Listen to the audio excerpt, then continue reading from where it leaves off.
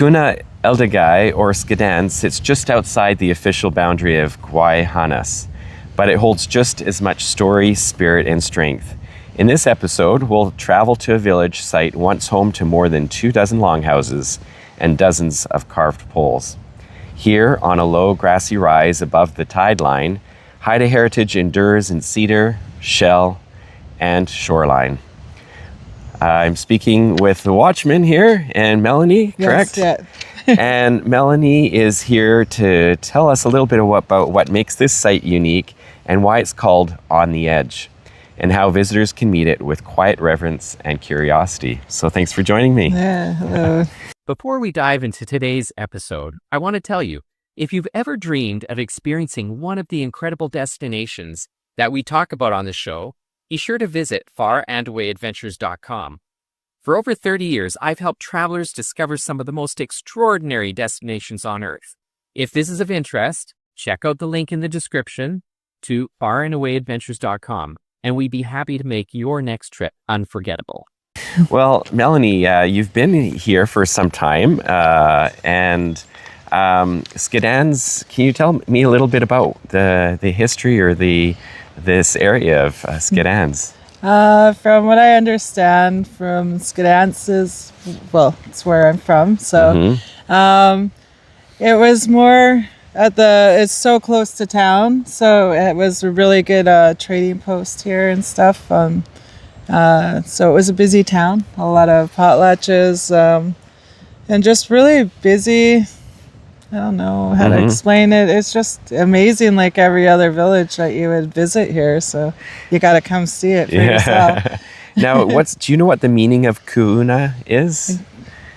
I believe it was village on the edge. So it's just you're literally on the edge. You got the Hecate over that way, right? And so right on the edge of the water, shoreline. You got the shoreline. It does. I also heard it said as the point, so you're like going right from point to point as well. Yeah. And what would this village have been like at its peak?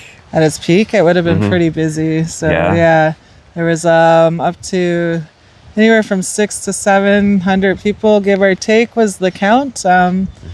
So pretty busy. As you see, it gets pretty busy with just 10 of you guys walking through here. So times that by a lot, right? So it would be very busy here for sure. It was a busy site. Yeah. And, how is it different from other sites like Gwaii or Tanu? I don't feel like there's other differences in any of the villages. I feel like they're all amazing as you come to see them.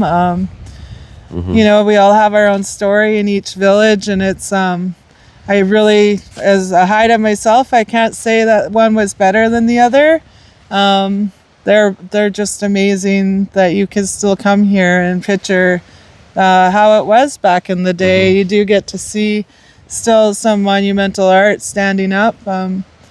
So yeah, I think every one of them are as special as each other. So I really can't tell you. Yeah, well, it's amazing to walk around and to see. Yeah. I mean, a lot of the monumental art have fallen down, but there's some that are still standing, like the ones there behind us. Yeah.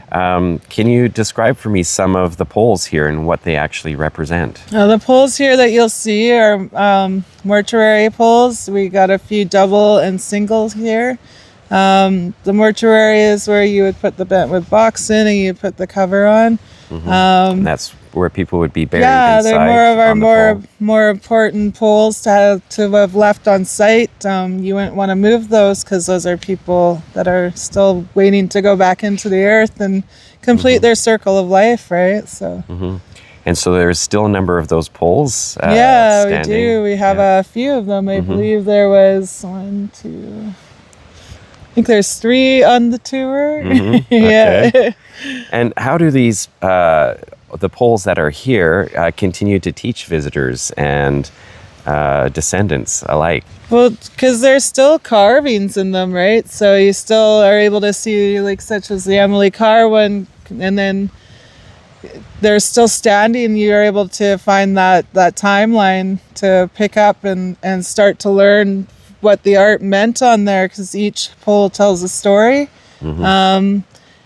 and then to be able to have the pictures of what they used to look like and be able to describe them to people. But as I'm doing my tour and you're able to describe the carvings on them and still be able to look at them, you're definitely being taught the form line and stuff. You're being taught the stories, and to be able to get that oral story to a pole and see that pole, it really does. It strikes a huge, like, wow, like we were here for so many years, and to be able to pick up from smallpox and from the Indian Act, and to be able to get back on the horse, so to speak, and be able to find the history here to still tell us exactly that we're doing a good job. We're still here, right? We're still growing and learning. Well, and you were talking about one of the poles in particular, which actually stood out for me, because many of the poles here, we've got some, they've started to decay, and you can see some of the carvings. But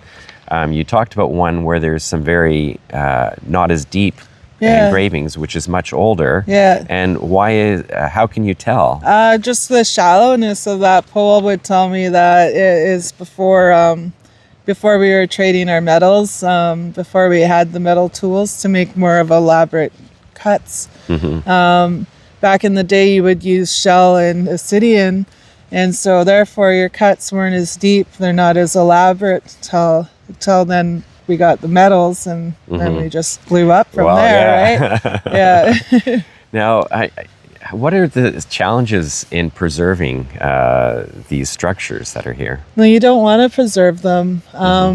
Every one of them were carved with a meaning to go back to Earth and do their circle of life. So you don't want to preserve what's out here. You're just helping. The way Chief Kamshwa told me is I'm literally out here to help preserve them, to show off as they're going back to Earth. We're just, we're letting you guys all have a glimpse as they're ending their circle of life, right? So every one of these are meant to go back into the Earth. They were not meant to be taken out of the sites and put into museums. So you're essentially keeping, if you were to take the monumental art, the mortuary poles, I mean, if you were to take those and put them into museums here, literally putting those people into a tomb, they're not going to be able to go back into the earth like they were supposed to, right?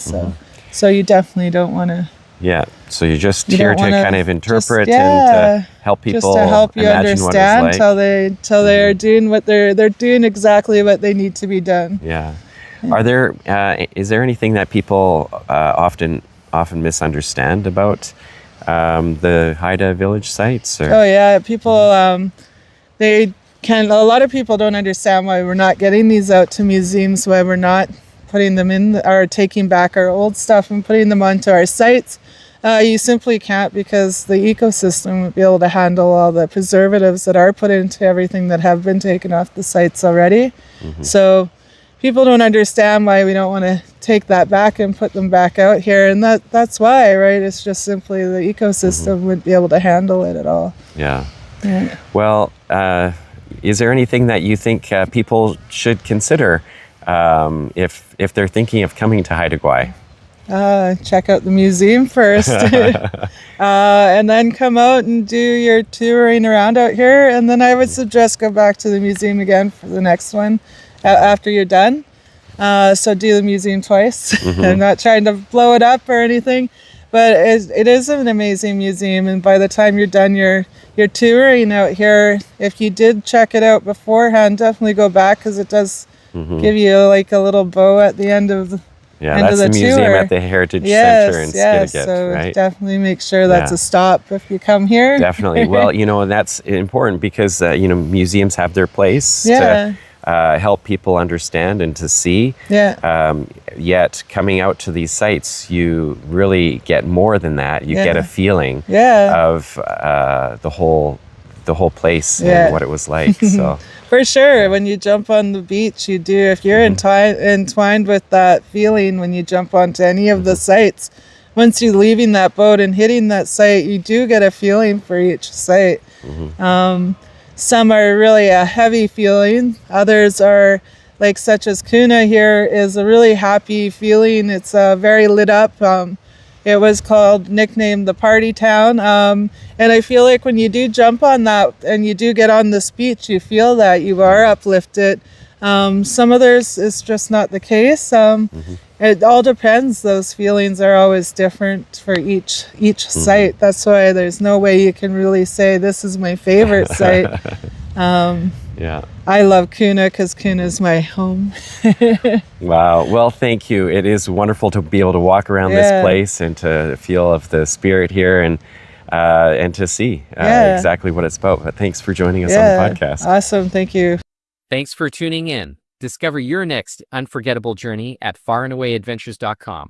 Experience the world differently.